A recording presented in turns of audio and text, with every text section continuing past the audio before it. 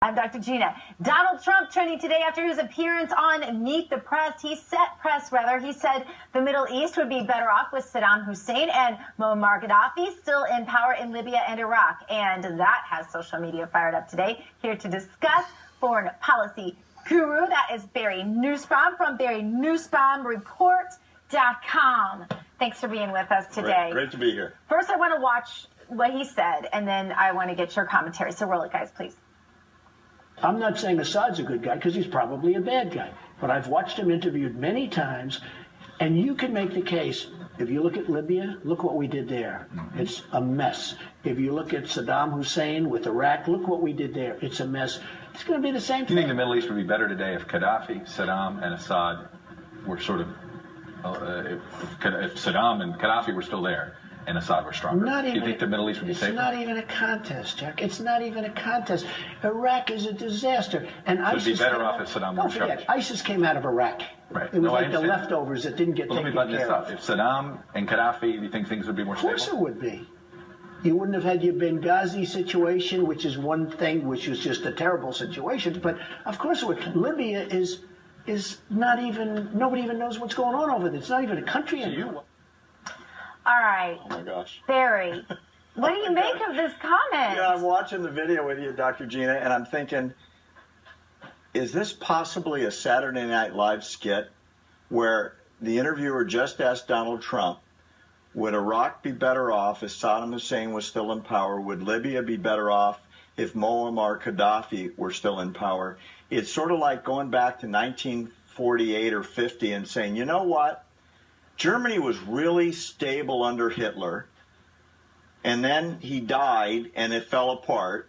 And Stalin ran a really tight ship in Russia, and then he died and it fell apart. And maybe both those countries would be better off. In fairness, it feels to the average American like life is more threatened under ISIS and their sort of more stealthy infiltration. I think at least, and maybe what he meant, not to speak for him, but I just wonder if what he possibly meant was at least the enemy was very identifiable in them. And now with ISIS, it's so covert, it's so covered up, it's so shielded by the guise of religion that nobody even really knows where to hunt for the evil, if that makes sense. You know, it makes total sense. And I got to tell you, I've been following politics and analyzing this sort of thing for almost 40 years.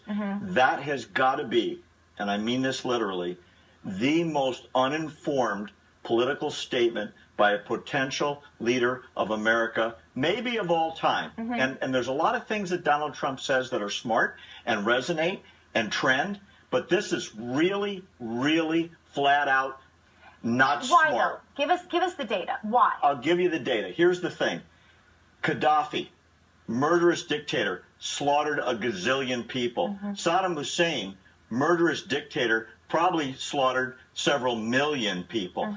When you take those people out of the equation, you take out their secret police, you take out their informers, you take out the slaughter squads, of course things break down. Keep in mind, Libya wasn't a country before and Iraq wasn't a country before. They're tribal. So when you take out the guy that's running it by a secret police and no elections, of course things break down.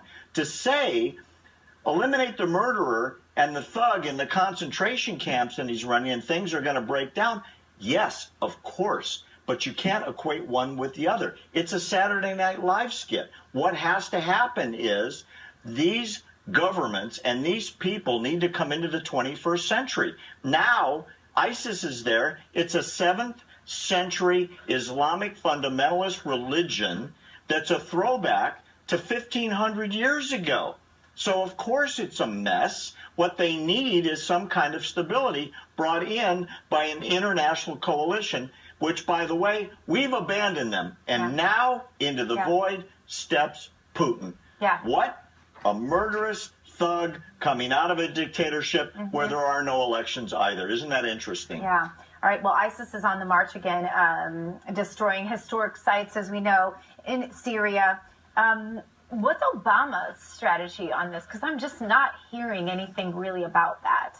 It reminds me of the Monty Python skit, where in that movie where the guys get presented by bad guys, and they say, run away, run away. And that's Obama's strategy. He's running away from everything. And the allies that are looking at him to be supportive, look what he did to Israel a couple days ago. Bibi Netanyahu shows up at the UN, our number one sole ally in the Middle East, and he pulls out his Secretary of State. He pulls out Samantha Power to leave the UN General Assembly because he wants to talk to them on the phone at the exact time that Netanyahu's there. He is running away from the Middle East. He's projecting weakness, and into a void, as is always the case in international politics, steps somebody. And who the somebody is? The dictator of Soviet Russia, Vladimir Putin, who, by the way, has no one to confront him because Obama is running in the other direction. Exactly, exactly. Civilians, of course, accidentally struck in Afghan hospital bombing. How did that happen, and is anybody doing anything to prevent that you can tell? You know, from what I've heard today from over there, that strike was called in by the Afghans.